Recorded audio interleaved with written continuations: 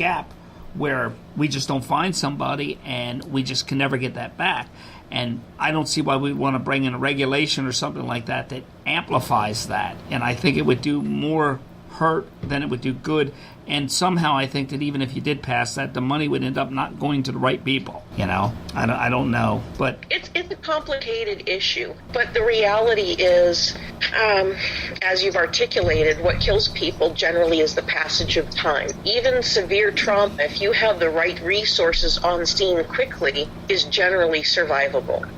But if you delay that through time, travel, expense, waiting because they believe that they'll lose their house because they called for help, what I find is that for every person that triggered a spot because they ran out of water, or they didn't want to hike down, or they got a blister and they don't feel like it anymore, those are exceptionally rare. But we're seeing more and more of people who don't get the help they need because of that delay. Well, and we see a delay, even in the best of intentions, we see there's a natural delay at the onset of most incidents where in that natural delay, I typically put it anywhere from 1 to 3 hours, where we're just trying to figure out if Kimberly's actually missing. We don't want to ring the bell for nothing. Right. But then there's that gets amplified by pride, and then it gets amplified again by preconceived notions by emergency services that say, well, people come back, give it another day. And that just amplifies it because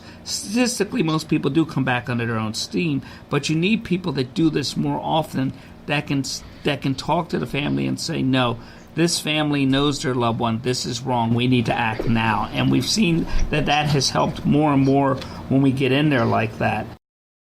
What's the most difficult part of your job? You know what? I'm glad that you called it a job. None of us, well, the majority of people in search and rescue do not get paid for what they do.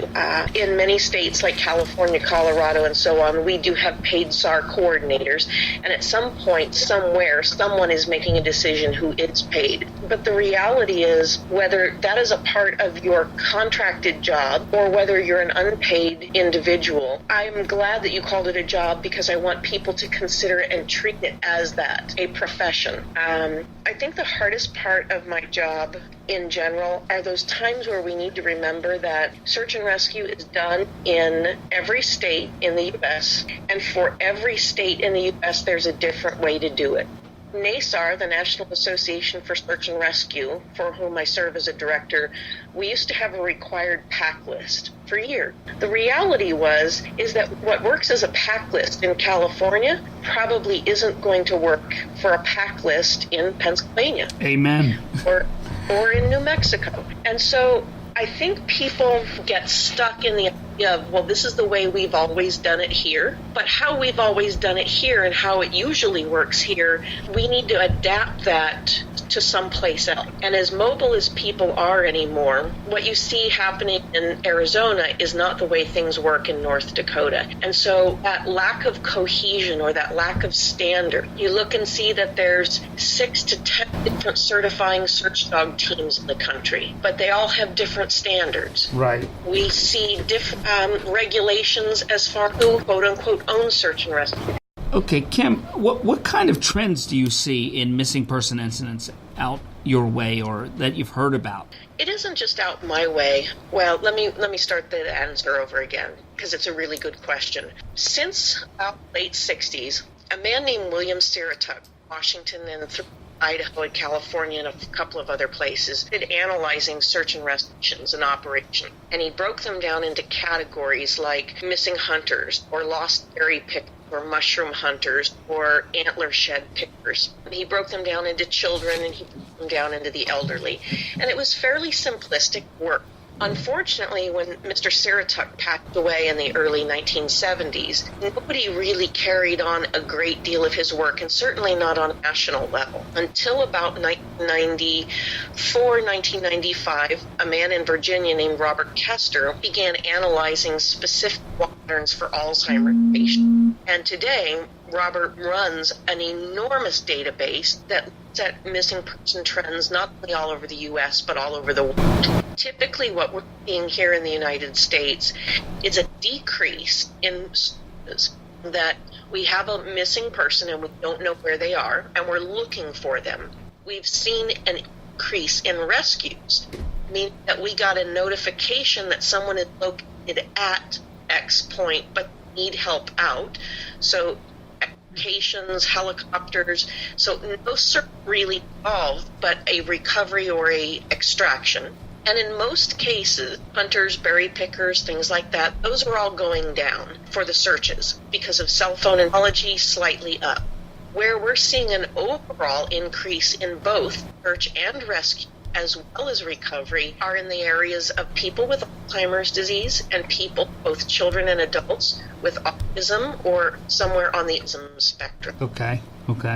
Now, and you know, you talk about the data, and we've discussed this before, that the data is only as good as the sampling, and I've had this talk with other people, and the numbers don't matter to me with data because, you know, it's statistics, and like Mark Twain said, there's lies, damn lies, and statistics. And sure. 3 types of lies. But basically, I look at the ratio of one thing to another thing and the change in ratios and kind of an overall picture. And like you were talking about the trends, I remember we started to see we had a case where the person was going, they had went away from a car wreck, and it was the terrain was clearly defined, uphill and downhill. And what happened was there was a clear path for this guy to go downhill, get out of the area, downhill towards water, the statistical norm, you know. And while we were investigating that, I found a little bit of powder on the bushes that was from the airbags, and it looked like he had went uphill. He had cut uphill, but why? And what happened was we checked out both, and we ran on both, and I followed up on my theory, but I had other people going the other way because you don't want to pigeonhole it. And what happened was we later determined he was going uphill away from water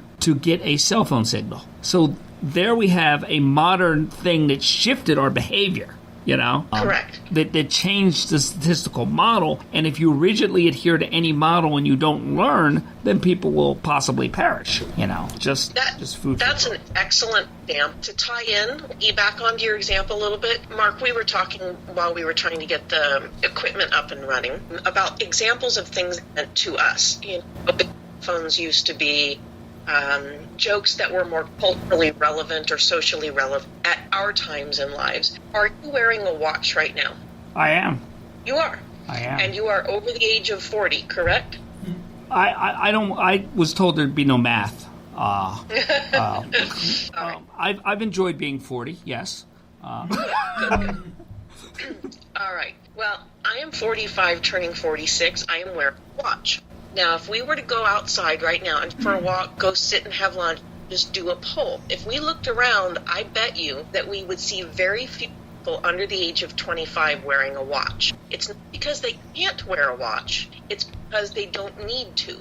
Why? Right. Because of their phone. Because of their phone. So when we think about understanding a passage of time, what's relevant to someone your age or my age is usually not going to be relevant to somebody my son's age.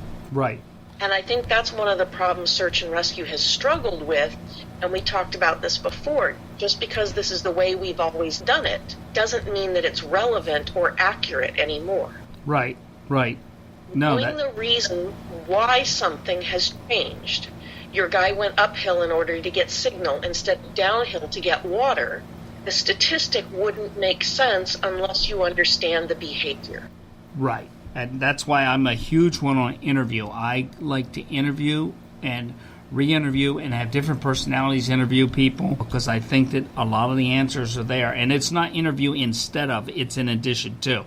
Don't just do one thing ever. But my last question, and I'd like to get you back, and because there's so much I didn't get a chance to cover, was what do you think your legacy is with this?